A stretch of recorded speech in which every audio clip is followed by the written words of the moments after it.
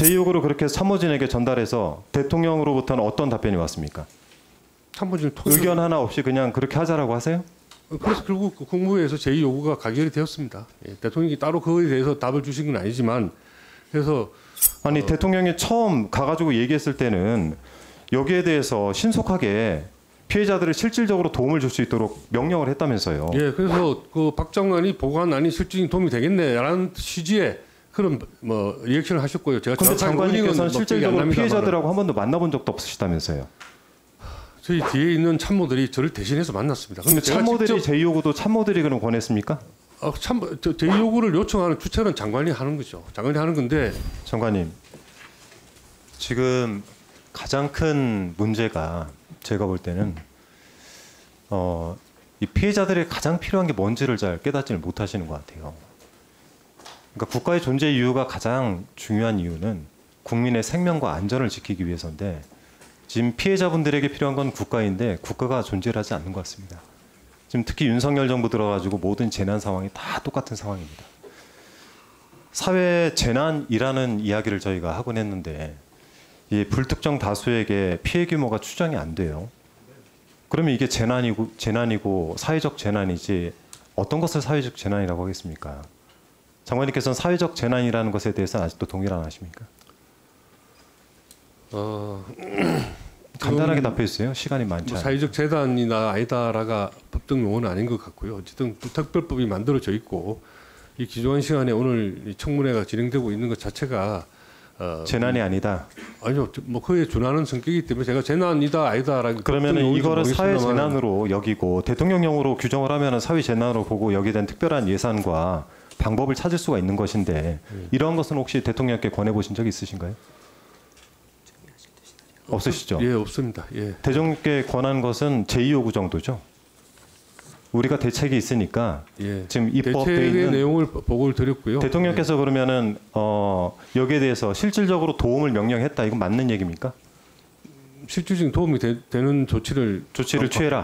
그래서 제가 만든 안이 근데 실질적인 도움이 될 것으로 장관께서 예, 그래요. 생각합니다. 그러면 예. 그 대책이 도움이 될 거라고 생각을 해서 대통령께 제2요구를 거부를 했다. 그러면은 국회에서 만든 법은 실질적인 도움이 안 된다라고 판단을 하신 겁니까? 요차 이야기하시면 집행하는데 굉장히 어려움이 어떤 점에서 집행이 어렵죠? 일단 채권의 가치를 평가해서 사도록 그렇게 되어 있는데. 자 그러면은 먼저 하나씩 봅시다. 예.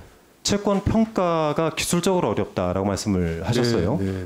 자 기술적으로는 어려울 수 있지만은 인력을 사용하면은 평가할 수 있습니까 없습니까? 없습니다. 인력을 사용하면 평가할 수 없다. 예, 사람 손이 간다고 평가할 수 있는 게 아닙니다. 자 보세요. 이 피해자들은 채권 평가 금액을 알고 있을까요 없을까요? 본인들이 모르죠. 모른다고 생각하세요? 그건 저는 그것이 가격이 결정되는 것이 경매를 거쳐야 결정돼요. 피해자들 안 만나보셨다면서요? 피해를 제가 직접 만나지 못했지만 우리 직원들이 만났고요. 또 아니 그렇게 얘기하시면 안 되죠. 통해서 저하고 어떻게 그걸 장관하고 참모들이 같이 일체가 돼서 일을 할 기술적으로 알 수 없다는 거는 여기에 대한 기준과 이런 것들이 마련이 안 됐다는 얘기 아닙니까? 이거는 제가 누누이 말씀드리지만 그 채권의 가치를 평가하는 것은 정말 어려운 일이고 이게 또 그게 쉬운 거면은 누가 못 하겠습니까? 다 알아서 하죠. 그걸 못하니까 어려운 일이기 때문에 제가 제2요구를 한 겁니다. 기술적으로 어렵다는 건 뭐냐면은 인력을 투여해서 할 수 있는 부분도 있다라는 얘기예요. 그리고 이 부분에 대해서 피해자들에게 직접적으로 그들이 자기가 입은 피해에 대해서 알아보지 않았겠습니까? 지자체도 알아보는데. 그래서 이 부분에 대한 것은 제가 볼 때는 일종의 핑계에 지나지 않는다는 거예요. 그리고 헌법상 평등 원칙에 반할 우려가 있다 이렇게 주장을 하셨어요. 네. 아니 평등 원칙이라는 것이 그렇게 절대적 평등을 얘기하는 게 아니라는 건 이미 헌재에서도 결정을 한 사안이 있습니다. 상대적 평등을 얘기하는 거예요. 상대적 평등. 즉 같은 것은 같게 하고 다른 것은 다르게 해라. 이게 헌재에서 이미 결정이 난 사안이에요. 이게 단순히 헌법 제11조 1항에 있다라고 해가지고 모든 것을 다 평등하게 절대적 평등을 이야기하는 게 아닙니다. 지금 이 상황이 절대적 평등을 이야기할 상황입니까? 아까 이 사건이 개인적인 잘못 이건 사건이 아니에요. 사태가 개인적인 책임 문제냐 그렇지 않으면 사회 시스템이나 이런 것의 문제냐. 자 그러면은 대책을 가지고 하나만 얘기해 봅시다. 마지막 시간이 1분밖에 안 남았으니까요. 27일 발표를 보면은 우선 매수권을 어쨌든 양도하고 경매를 통해서 매입을 하고 피해자에게 장기 제공을 하는 것이 첫 번째 골자입니다. 네. 자, 그런데 경매 매입에 드는 시간이 얼마나 드는지 혹시 알고 계세요? 뭐 지금 현재는 1년 반 정도의 시간이 걸립니다. 그렇죠. 지금 97% 대입 현재 물건 97%가 낙찰까지 1년 걸립니다. 예. 그리고 특히 48.7%가 3년 이상 걸려요. 평균 1년 반 정도 걸린다고 알고 있습니다. 굉장히 오래 걸립니다. 지금 제일 중요한 것이 뭐라고 생각하십니까? 시급한 상황에 시급하게 이분들 구제를 해줘야 되는데 지금 이러한 제도만 가지고는 빠르게 구제를 하기 어렵다는 것이 지금 국회에서 이야기인 거예요. 여기에 대한 대책이 명확하게 나와 있다고 생각하세요? 그래서 이분들에게 시급한 것은 주거 안정을 취하는 겁니다. 원래 이분들이 그 돈을 가지고 아니 그러면 한마디만 딱 웃으실 일이 아니고 이 돈을 여기에 가지고 대해서 사업을 마지막 하시던 돈이 한마디만 아니고 제가 집을 추가 사시던 집 질의할게요. 아닙니까? 그래서 그 사시던 집에 계속해서 안정적으로 사시게 해드리는 게 제일 시급한 것이죠.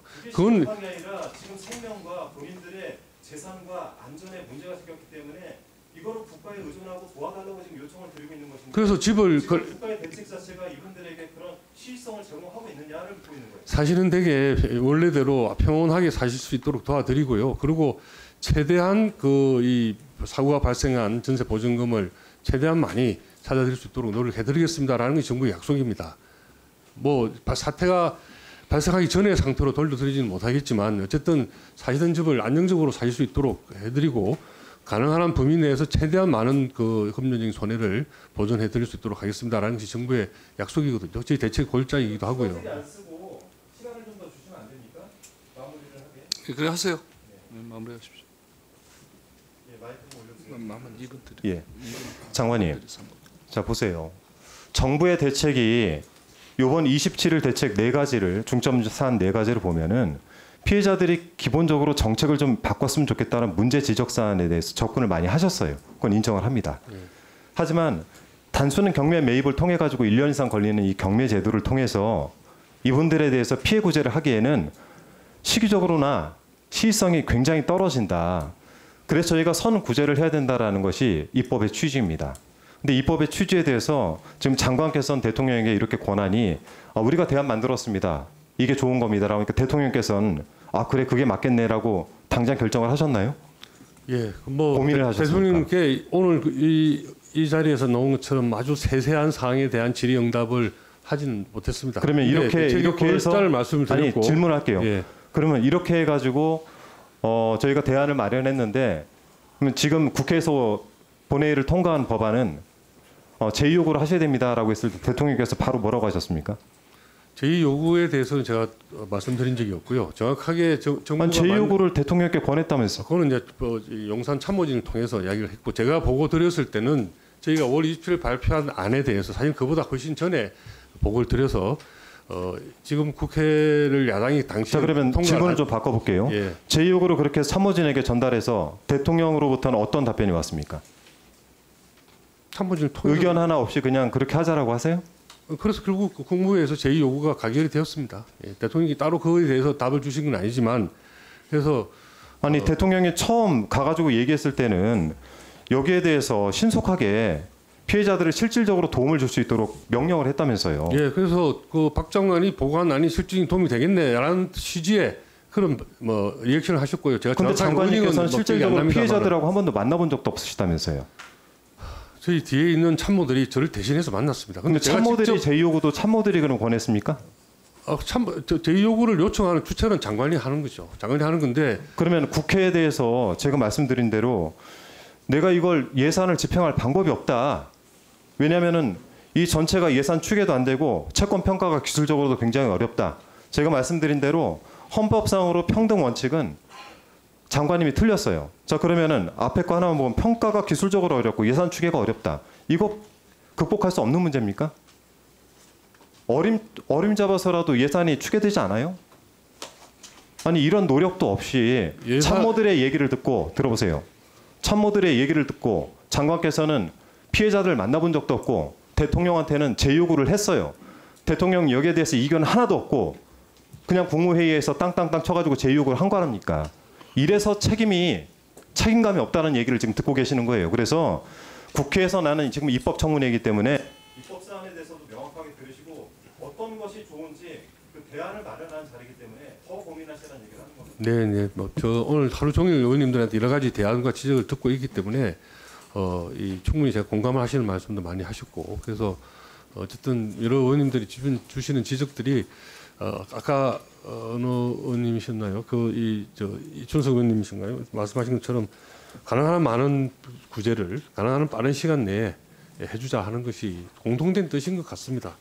거기에다가 그리고 사각지대 없이 저희는 어쨌든 기본적으로 그런 안들이 만들어질 수 있도록 국회 입법 과정에서 충분한 열린 마음으로 논의를 진행하겠다라고 제가 모두 인사 말씀에서도 드렸고요. 오늘 한준호 의원 지적하신 것들도 사실은 뭐 이런저런 이 지적 사항들 말고는 기본적으로는 같은 뜻의 질이라고 생각을 하십니다. 그렇게 새겨 듣고 좋은 실질적으로 도움이 되는 가능한 최대한 도움이 되는 안을 만들 수 있도록 그렇게 노력하겠습니다.